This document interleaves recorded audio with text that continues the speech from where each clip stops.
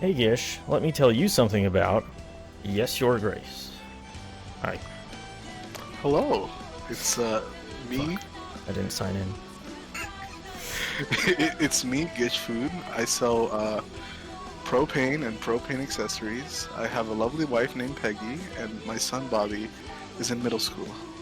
Okay. So you don't know anything about this game, right? No, I don't. Good. Let me see. My most recent... I don't know what I'm loading. What is this? This is pretty much the end of the game, so I'm gonna get out of this. And then load up a different save. Should I just start a new save? I should probably just start a new save. That's probably a good idea. Yeah, I think so. But granted, if you did start at the end of the game, I wouldn't know it's the end of the game. So That's you could true. have played it off. Well, I mean, because like I have a slot 13 here, which is pretty early on in the game. It should be, I think. So this would probably be fine as well. Fuck, that's pretty. No, that's not. That is not. That's the end of the game too. So let me just start. I'll just start a new save. Yeah. So based on what I've told you, this game is like part management sim, and you're kind of you choose who you want to side with, and that you're the king, and you've got a lot of people that are going to come to you on a day-to-day basis, and most days are really just you talking to petitioners, pretty much like this. So you'll interact with them, or you'll step off the throne and you'll go walk around. There's very little actual interaction in the game with the world, so the fact that I just picked up that item, you maybe will pick up 10 to 15 items total in the game, so it's not really what you're doing. There's not a lot of exploration in the general sense. Obviously I can put the crown on, but why they even have you do that, I don't know, because there's really not a lot of interaction with your inventory at all. It's symbolic, dude. Is it? No, I think it's just silly. I think it's tutorial, yeah. And so a lot of this is obviously just going to be walking us through the general beginnings of what you're doing. This kind of gives you an idea of some of the decisions you might be making. And, oh, that's right, I forgot. This game starts kind of like weirdly in that it gives you, this is pretty much the end of the game. And so this gives you kind of an example of decisions that you'd be making. So he's a deserter. Do we kill him or do we spare him? I'm asking What? you. Come on. Like, why are we gonna kill deserters? I spared him, and Yeah. I don't know how it makes a huge difference at the end game. I imagine it does, but for me in particular, obviously, I did not play the game enough to get the other side of that to see how that would end up working out. I mean, if it was like imprison him. Thank you, Ginger, for your Thanks, input. Ginger. Yep, that was good. Very critical. Okay. I closed the door, Mm-hmm. and she somehow opened it, so she's back inside. That's okay. I'm not worried about it. And so this is literally like one of the decisions you make at the very end of the game. So it's kind of one of those, those things they do in either a lot of like shows or whatever, where they show you like, and this is how I got here, or you may be asking how I got into this position. And so, I'm king. yeah. You might be wondering how I got here. The game plays out through a series of 52 weeks, so it's pretty much 1 year. And that is pretty much your like 49th-ish week right there, at the very end of the game. And then so you're a dad. So you've got your eldest daughter, being her here, Lorsulia, her being the oldest, and this being like olden times, she kind of gets thrown out to be married off to some prince, and is not a huge fan of it. Oh, I thought you were gonna be like, yeah, she ends up being your wife when yours die. No. This is your wife, and so you're looking for all your kids. And this is essentially your introduction to your family, and that you have Your 3 wife. daughters and you have your wife. And so this is your second eldest, Acelia, and she's very rebellious, simply enough to put it.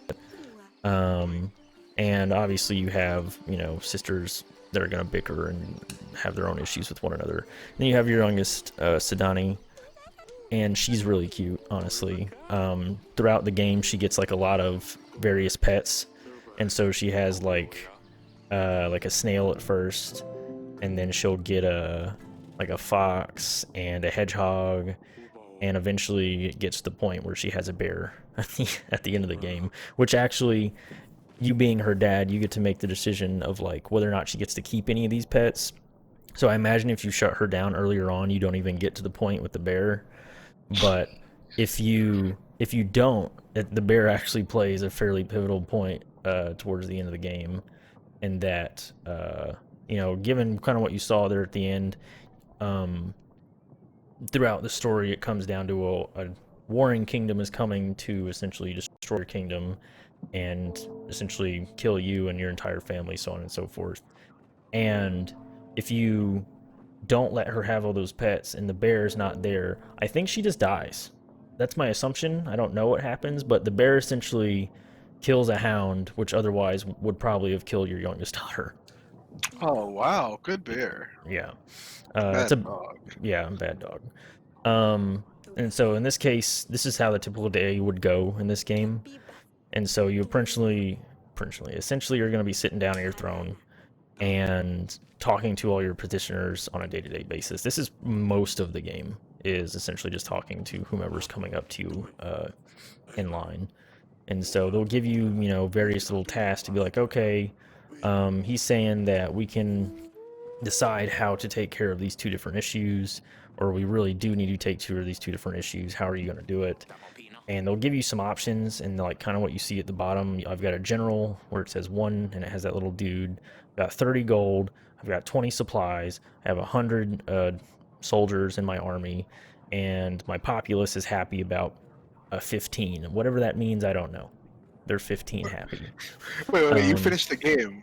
And you're Well, so the way that they attribute it is that the higher your happiness, the more taxes you will get from your populace. But my happiness was like literally at 96, so I got it really high towards the end of the game. But I don't know if my taxes equated 96 or not, because I'll show you. But anywho, so this dude's coming up, he's talking about, oh, we need this for my daughter's wedding. And you can just straight up go, I'm not going to help you, or, oh, here's a little bit of gold, here's a little supplies, go ahead and have a good wedding. And so he'll go off and he'll get happy, and so that increases your general populace's happiness, which should, in theory, increase your taxes. Wait, who said I wanted to help this man? Okay, I can back up. No, don't back up. Well, that's actually a good point you bring that up, because this game has a very, very good autosave system, in that like any decision that you make that you think fucked up everything, you can go back to that day specifically, given it's a 52-week time span. So you can essentially go back to that specific week and play it from there if you wanted to, and just play forward. So like if you didn't like that decision for some reason, you could just, in theory, go all the way back to week 1 and start all over. I just wanted to make a joke about not supporting straight people. Okay.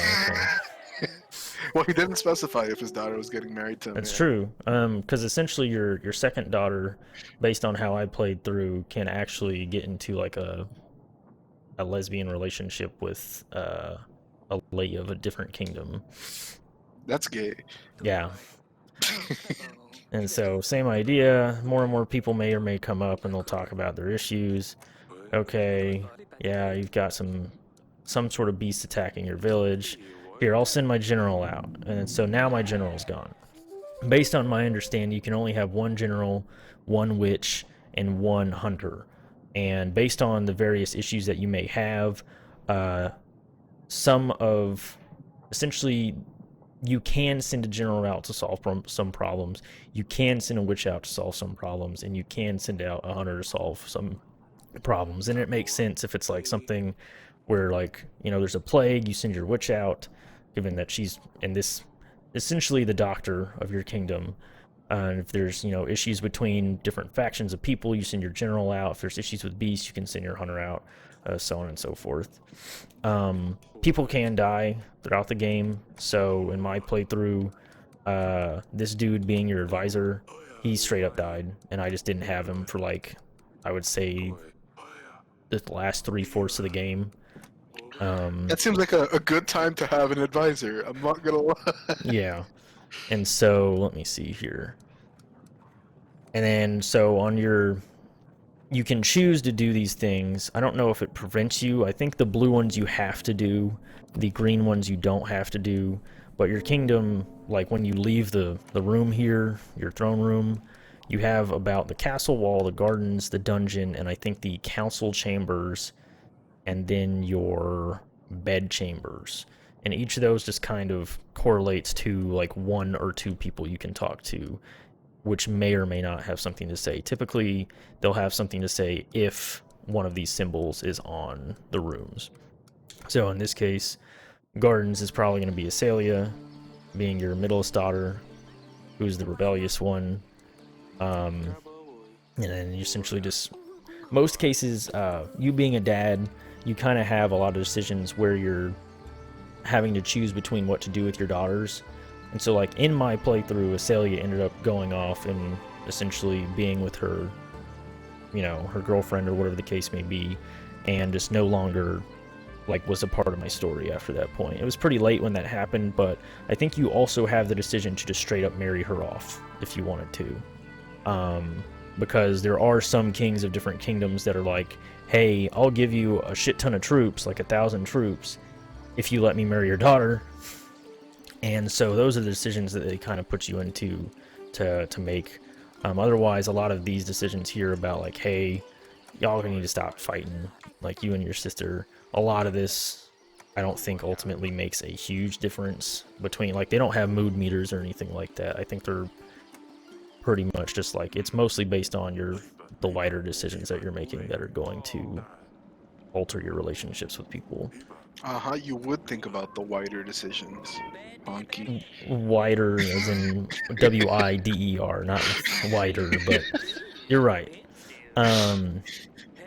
Okay, and then so you can throw people into your dungeon.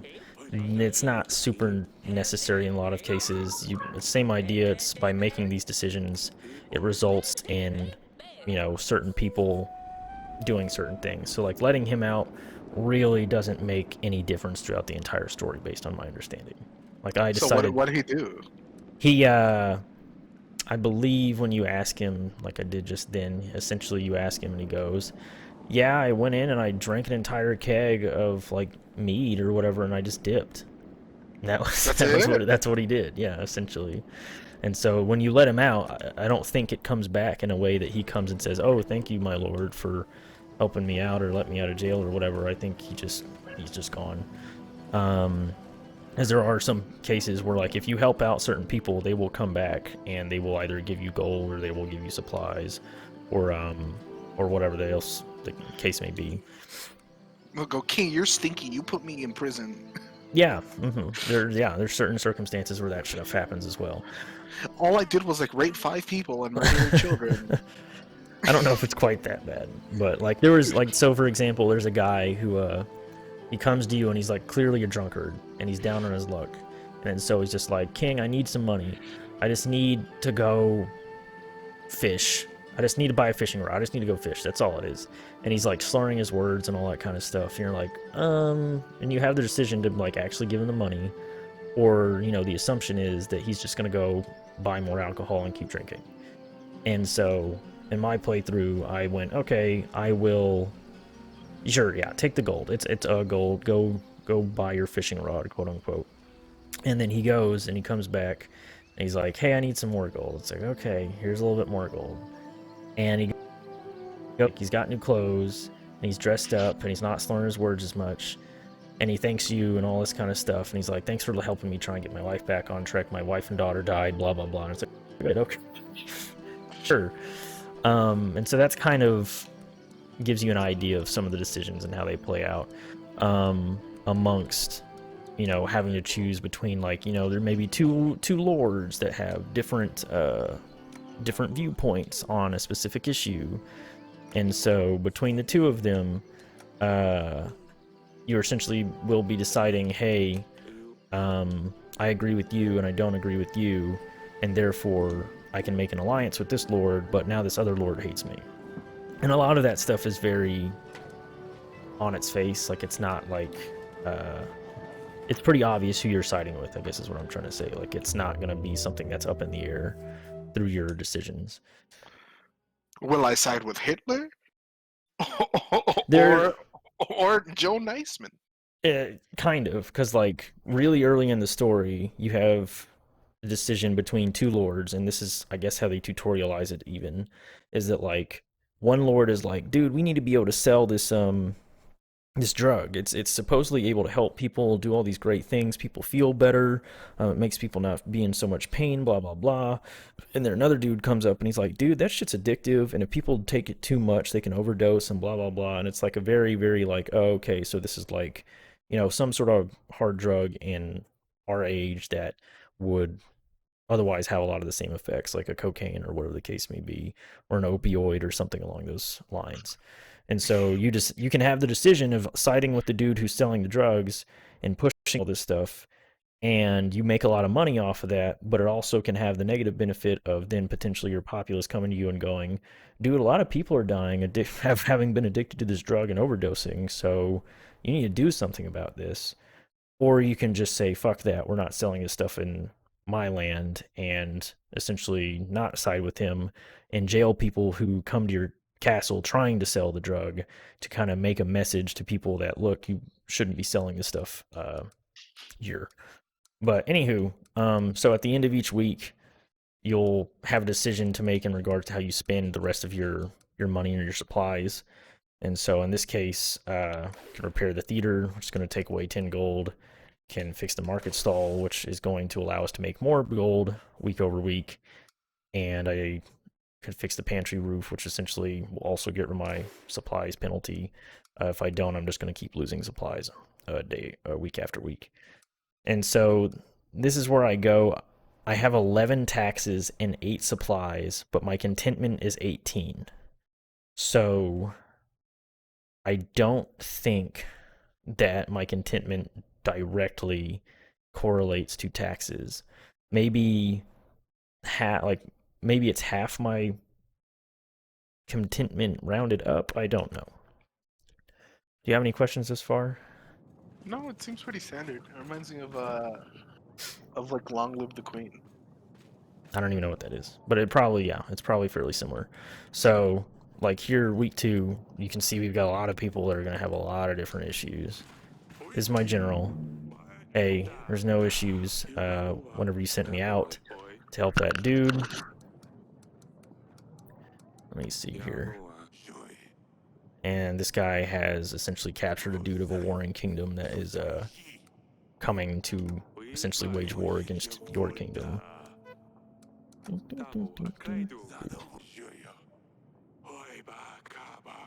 Are you good? Yeah, I'm good. Okay. And so this kind of starts a whole storyline with this essentially land of Rodovia, where there's a dude that, like, back in the day, you essentially, in the same idea, you could execute this guy, throw him in the dungeon, or just say, hey, you're free to go. I'll throw him in the dungeon, which is essentially what I did last time. And you can just go and talk to him in the dungeon and try and get a little bit more information out of him, but it really doesn't you don't get a lot more out of him ultimately. And then you can talk to your advisor. They'll give you some ideas as to what to do next. And you can accept any of these people in whatever order you want, and sometimes it's a good idea to do so, because depending on, like, 2 of them in a row may ask for your general, and given you only have one, one of them might be a little bit better to send your general out on than the other. And I feel like it's intentional that they'll send somebody who ultimately is like, oh, I need the general because my chickens got out of their coop. And the next guy is like, yeah, my entire village is on fire and the people are raiding us. And it's like, okay, so maybe I should have done the second one whenever you already sent the general to go help with the chicken coop. And this dude, this is just a mechanic. Essentially, you can borrow gold or supplies for, like, I can buy 50 gold off of him, but I have to pay it back in increments of 10 over the next 5 weeks. And occasionally your family members will come up and they'll talk to you. And they'll talk about, oh, hey, my sister, my younger sister, went out last night and got drunk, telling on her, and then now I have to go talk to her and be like, why'd you sneak out? And in this case, this dude's like, oh, my son's can't find him, and it's like, okay, I could send the general out, but then these next two dudes might need my general, so I'd rather just pay the gold, or I can just say, fuck it, I can't do anything, because either I don't have the gold or I don't have a general to send. I'll pay the gold, it's fine. Do you really think your gold can replace my son? Better look elsewhere for help. So, he's a little unsatisfied with that, at the very least. And so I could have gotten some contentment out of that if I sold, or sent my general to try and help him in that case. Etten. You're expecting me to pay 12 gold to get her back. Track them down, I know where they're keeping her. So you need to help me get her back. I just pay the ransom or send the general. So I'm like, I'll send the general. Yeah, this is where you send the general. And who knows, that might be where the guy's kid is. And you know, the stupid part about this is in my main playthrough, I did this opposite. That I sent the general in the first one and I paid the gold to this guy and it worked out fine. Because ultimately, having paid the ransom, he just got his daughter back and there were no issues. So I'm kind of curious what's going to happen if with me sending the general to where maybe stuff doesn't go as planned. So we'll see. This dude is crazy. I think someone's trying to get me. Yeah, he's crazy. I think someone's trying to get me. What's going on? I think someone is following me. They want me dead. Who's they? I don't know. How would I know? I haven't done anything, right? I better be going. And then he comes back maybe, 2 weeks from now, and he'll be like, okay, I think I figured out who it is. My kitchen door was open, and so someone got into my house. And it's like, are you sure, dude? And then maybe, a couple more weeks, it's like, you did it. You're the one that did it. And it's like, I don't know what the fuck you're talking about. And then 2 or 3 weeks from then, he'll come back and say, and now my cat's gone. And it's like, okay, but you're talking about the kitchen door having been left open before. You think the cat just got out. Cats do get out. And then a couple weeks from then, he's dead. Oh, so somebody was actually trying to kill him. No. So he just happens to die. No, he commits suicide. Ah. Because he essentially, no one would help him or believe him. Because essentially every time he would come back, you'd have the option to jail him or just blow him off. And I would just always listen to him. And I was just like, well, this crazy dude will just keep coming back. It'll just be a minor annoyance that I keep having to, deal with him. But I'm not going to throw him in jail because of it. And then ultimately, I think they wanted you to throw him in jail at some point because it was clear that he was going to be a harm to himself, which ultimately comes to head if you don't do anything about it after a certain amount of weeks. And so... Well, it's not your job. I don't know. You say that. Well, you're like a fucking king. You're not like a security guard. I don't even know why these people are asking you for all this shit. There are a lot of random things that people come and ask you about. But in that case where he commits seppuku, leaves a little note or letter in your inventory that you can't get rid of because everything in your inventory just stays there, and so it's just like a reminder of, hey, you fucked up for the rest of the game. I do shit. You fucked up. But anywho, go to a medieval therapist or some shit. That's not my problem. They don't have therapists back in medieval times. Go to church. They do have churches. And so foreign barbarians visit us this week. Ordovians came, my wife. Ordovians? That can't be right. Do you think it's about our promise? I think it is. The banner's already dungeon. I already questioned him. It cannot be Eric. Well, he said so himself. How would we know? 13 years ago, we promised our unborn child's hand to a thug. Bayron, wasn't it? Does it matter? After 13 years, Ordovian shows up in our castle. I'll be damned.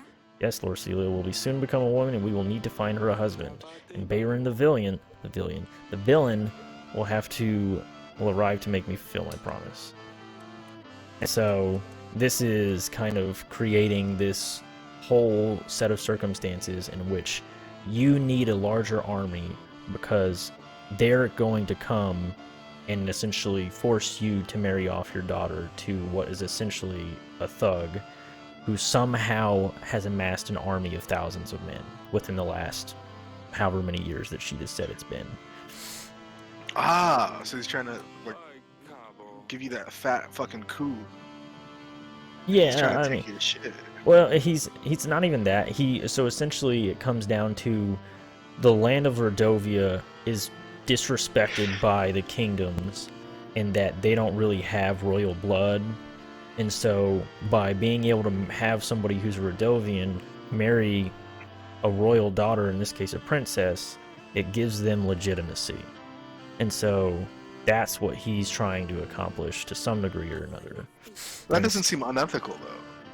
No, it doesn't. But the way he went about it, because what they're discussing now is like, with a knife to my throat, I'm not sure what else we could have done. Because he essentially threatened, hey, I'm going to kill y'all unless you give me the hand of your, like, eldest daughter whenever the time comes. And then apparently there was also a witch involved in this that put a curse on them and that they could not have a boy, and so therefore there was no heir to the throne. That would have given that apparently you have to have a male to have an heir to the throne because it's medieval times.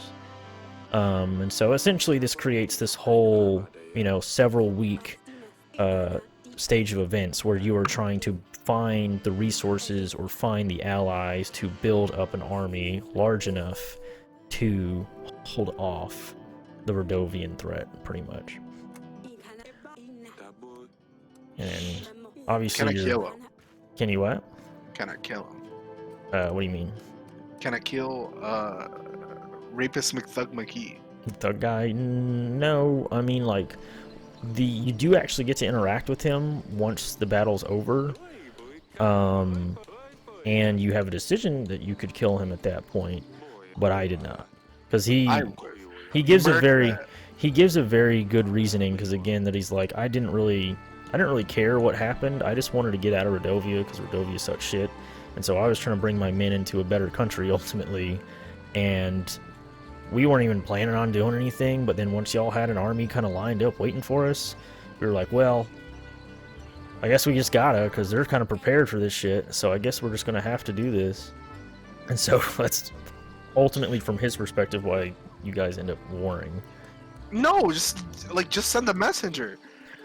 Well, it's kind of weird, because like he did send a couple messages, but they were like vaguely threatening. So it was like, hey, I'm gonna come fulfill that promise that we made all those years ago, which is like, vaguely threatening. And so it could have been worded better at the very least. So he's just listen. I'm not gonna feel bad for people who brought this on themselves. Yeah. But anywho, so this is I'm getting on to Asalia, because essentially it's like, you went out after dark and went to this wedding or whatever the case may be, and you shouldn't have done that. I'm worried. And again, a lot of your interactions with them in these cases don't really change, I think, how they interpret you.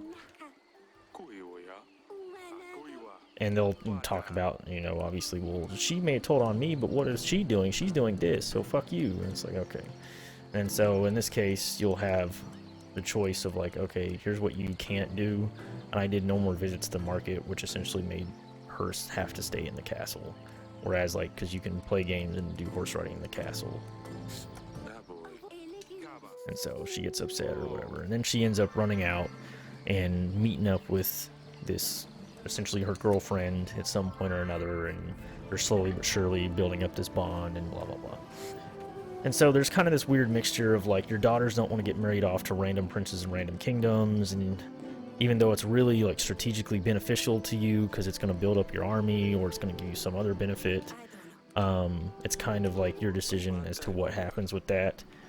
And I don't know if you can prevent your eldest daughter being her, the one that we're next to right now, from getting married off. Like, I feel like it's so pivotal to the story that there might be some decisions you could make to prevent it, but I don't see how it works out, like, from the main story.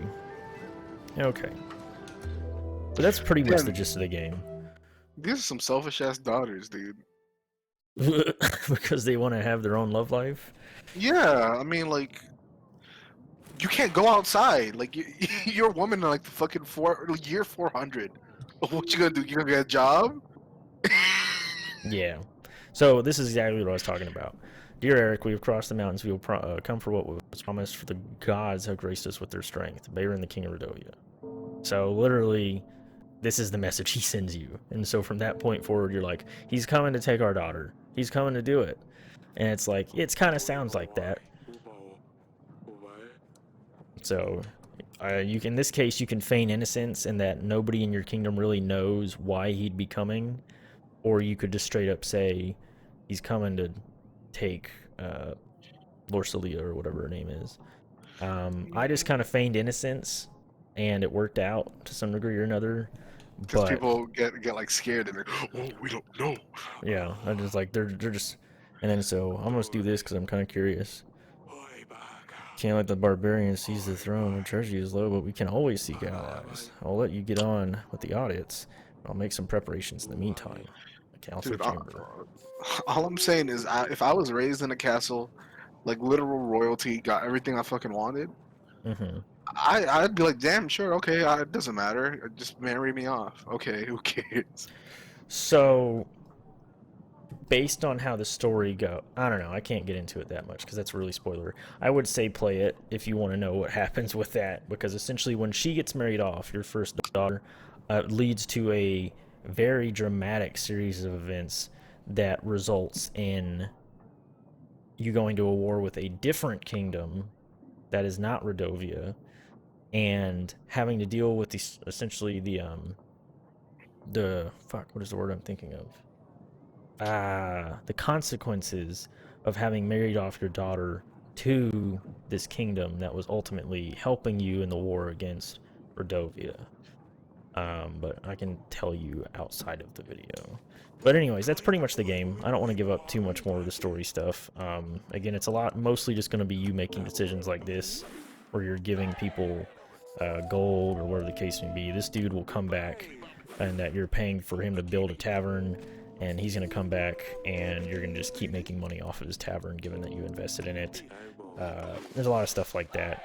And so I managed to get through the game pretty much unscathed. I think I got the good ending between there being a good and bad ending. But yeah, I think that gives you a good enough gist, I think. Does that sound right, of what's going on here? Yeah, I think I got it. Okay. No other questions Um, that don't pertain to story? can you name the bear? No. Your daughter, names all of her pets, and they're actually kind of funny because she names the hedgehog like the stabber, like in all capitals, so she's yelling it every time. She names her fox Hisser, and I think she names her snail Smudge, and the bear, for some reason at that point she's like, look, I'm growing up, I gotta give the bear an adult name, and so she just gives the bear like what sounds like a pretty decent actual name, like it's like Wolchvek or some shit like that. Wolchvik. Yeah, it's like WOTJVEK or something like that. But that pretty much the gist of your questions. That's okay if so. Can you ride a horse? No. Pretty much everything I've shown you is the basic gameplay. You don't go out of the castle or do anything else. Do you see a horse? No, I don't think so. I don't think there's any horses in this game. You cannot pet the horse. Can you kiss your wife? You can get her pregnant. Consensually or like? Yeah. Like Okay. y'all are trying for fourth essentially. Yeah, well, it's the year 300. We don't know. But anywho, all right. Well, sounds good enough. Thanks, Gish. Yeah, I'm gonna go back to selling propane and propane accessories. Sounds good. I hope you're Yeah. successful with that. Yeah. According to all known laws of aviation, there is no way a bee should be able to fly. Its wings are too small to get its fat little body off the ground. The bee, of course, flies anyways, because bees don't care what humans think is impossible. Yellow, black, yellow, black, yellow, black, yellow, black. One black and yellow. Let's shake it up a little. Barry, breakfast is ready. coming. Hang on a second. Okay. Hello, Barry. Adam? Mm-hmm. Can you believe this is happening? I can't. I'll pick you up. Yeah. Looking sharp.